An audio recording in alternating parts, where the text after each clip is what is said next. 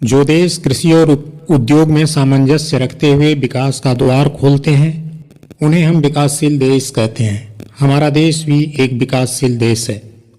सभ्यताओं के उदय के परिणाम स्वरूप ही कृषि विकसित होती है। ऐसे ऐतिहासिक तथ्यों के आधार पर हम कह सकते हैं कि हमारी भारतीय सभ्यता सदा से ही कृषि प्रधान रही है। इधर पिछले कुछ वर्षों से निरंतर जलवायु परिवर्तन और बढ़ती जनसंख्या के चलते हम पुनः एक बार 1960 के दशक वाली व्यवस्था में पहुंचते चले जा रहे हैं। वैश्विक भूखमरी सूचकांक की बात करें, ग्लोबल हंगर इंडेक्स GHI में 2021 में भारत 116 देशों के बीच 101वें स्थान पर रहा, जबकि 2020 में भारत 94 स्थान पर था। हमारे देश में खाद्य सुरक्षा एक प्रमुख चिंता का विषय है। संयुक्त राष्ट्र भारत के मुताबिक देश में लगभग 19.5 करोड़ लोग कुपोषण के शिकार हैं, जो वैश्विक भूखमरी का 1/4 हिस्सा है। खाद्य सुरक्षा का मतलब उन लोगों को उचित खाद्य आपूर्ति सुनिश्चित करना है जो मूल पोषण से वंचित हैं। खाद्य सुरक्षा के लिए सरकारों द्वारा खाद्य सुरक्षा तभी सुनिश्चित की जा सकती है जब सभी लोगों के लिए पर्याप्त खाद्यान्न उपलब्ध हो, सभी आबादी के पास स्वीकार्य गुणवत्ता वाले खाद्य पदार्थ खरीदने की क्षमता हो और समाज के अंतिम व्यक्ति तक खाद्य की उपलब्धता में कोई बाधा न हो। हमारे देश में राष्ट्रीय खाद्य सुरक्षा मिशन ANFSM सन 2007 में प्रायोजित की गई। यदि ग्लोबल हंगर इंडेक्स की बात करें तो आज हमारे देश में जो परिस्थितियां हैं उसके आधार पर हम हमारे पड़ोसी देशों में श्रीलंका जो 65वें नंबर पे है, बांग्लादेश 76वें, नेपाल 77वें और यहाँ तक कि पाकिस्तान 92 नंबर पे रैंक कर रहा है। यानी कुल मिलाकर ये देश भी हमारे देश से बेहतर प्रदर्शन कर रहे हैं। आज हमारे देश में इस भूख की स्थिति की गंभीरता को देखते हुए इससे निपटने के लिए हमारी वर्तमान कृषि रणनीति को गंभीरता से आत्मनिरीक्षण करने की आवश्यकता है।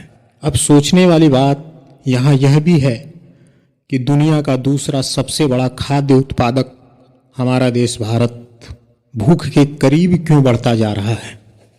इसके लिए हमें कृषि में विविधता लाने के साथ साथ जलवायु अनुकूल कृषि के ऊपर ध्यान केंद्रित करना होगा, जिससे अर्थव्यवस्था का पुनरुद्धार होने के साथ साथ भूख को भी खत्म किया जा सके।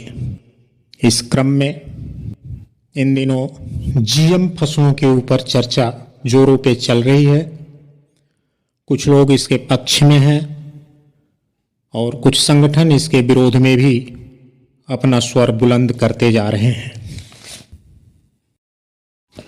किसान साथियों, GM फसलों की श्रेणी में GM सरसों पर भारत सरकार के पर्यावरण मंत्रालय की कमेटी GEAC ने मंजूरी दे दी है।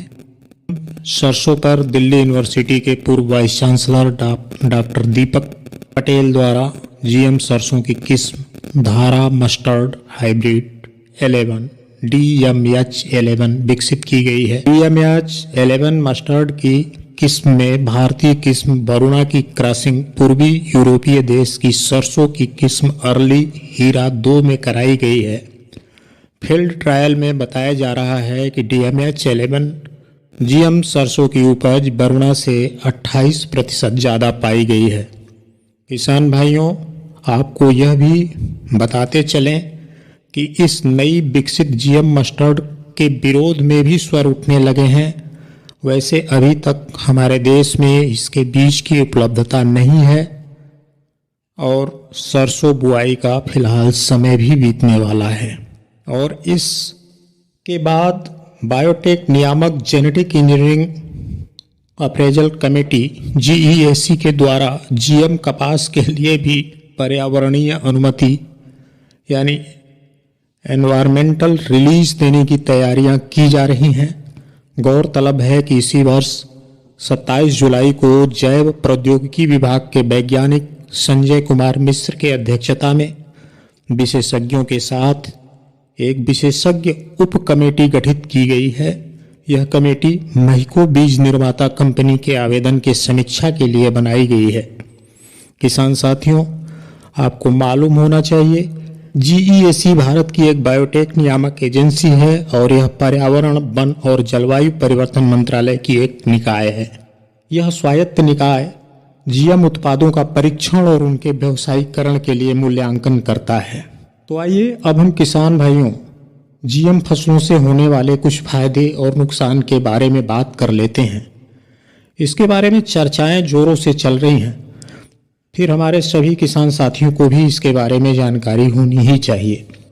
वैसे जीएम फसलों के बारे में संक्षिप्त रूप से अगर हम जानना चाहें तो 2-5 मिनट के वीडियो रिपोर्ट में नहीं जाना जा सकता है।